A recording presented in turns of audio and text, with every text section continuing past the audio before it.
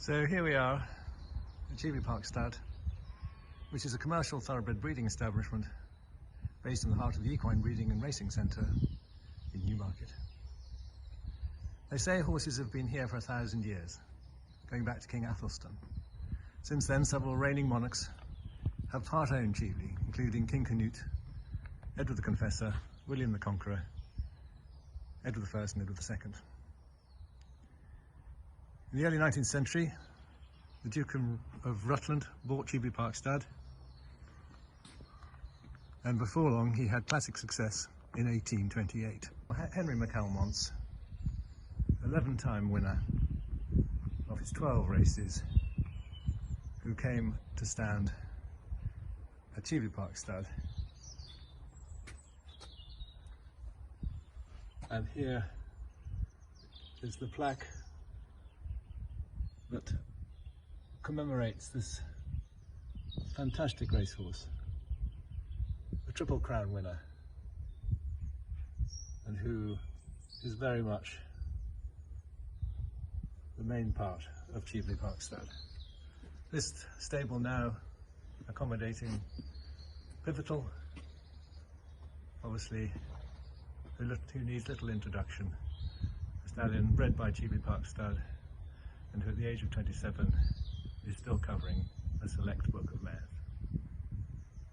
A typical day here starts at 7, with the vet arriving to examine the mares at 8 each morning. A veterinary round which normally takes about 2.5 hours by the time we've gone from Cheveley through Sandwich Stud, through Ashley Heath and Warren Hill Studs, all divisions of Cheveley Park Stud, which now is just under 1,000 acres in size. We employ 55 people. Fortunately, 24 of those are able to be accommodated on the stud. So during these difficult times with COVID-19, isolation, self-distancing, and obviously all the precautions are being taken to protect not only the staff here, but obviously those that they may come in contact with outside the stud when shopping. As I say, the mares are examined. The mares that have foaled normally have their first examination between 6 and 8 days post-foaling, and then we look at them again around 28 days after they foaled.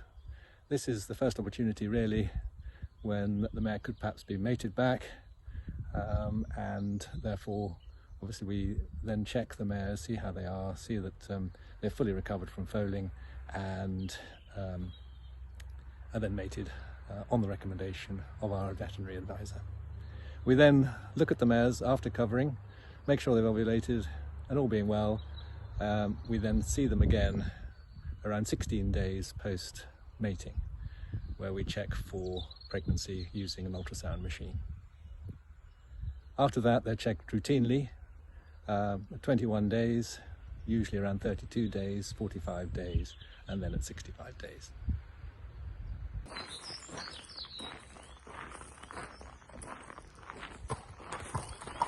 So here he is, twilight sun, full of the joys of spring, coming out to cover his first mare of the morning, first mare of the day,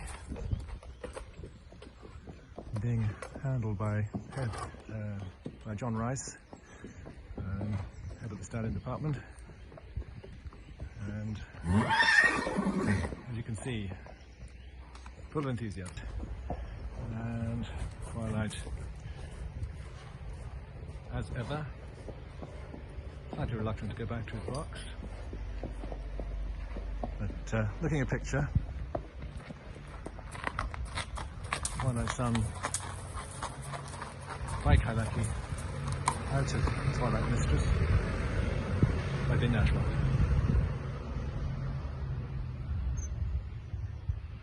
Trained by Henry Candy, he won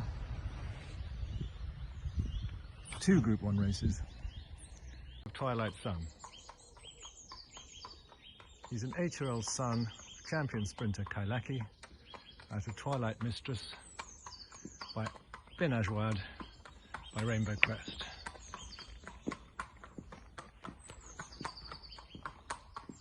He's a half-brother to the Group winning music master, who was also group placed in the Haydock Sprint at Haydock Park. Twilight Sun was unbeaten as a 2-year-old and won 6 races with earnings just over £700,000 in prize money. We'll now go and find him. So here he is, Twilight Sun, who was trained by Henry Candy.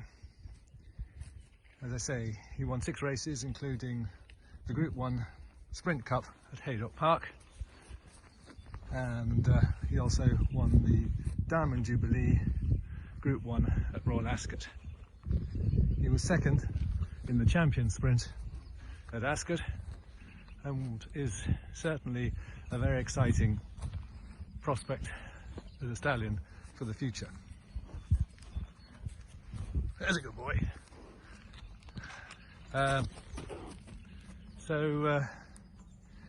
He retired with a time form rating of 127.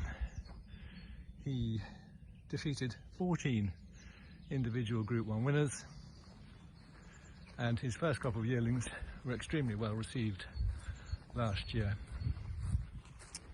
with yearlings making up to 130,000 guineas, with several others making over 100, and indeed Cheveley Park Stud sold a nice colt for 85,000 guineas, who we hope will be exciting prospects going into the 2020 season.